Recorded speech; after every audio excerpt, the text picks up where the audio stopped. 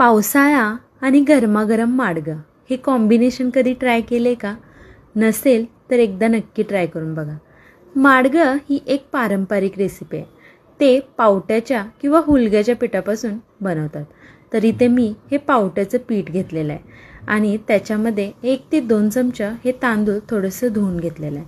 आता हे जे माडगं आहे ना, ते आपण जेवढ्या प्रमाणात करणार आहोत तेवढ्या प्रमाणासाठी 1 ते 1.5 कप जास्त पाणी घ्यायचं आणि पाण्याला उकळी आली की त्याच्यामध्ये जे आपण तांदूळ धुवून घेतलेले ते तांदूळ घालायचं.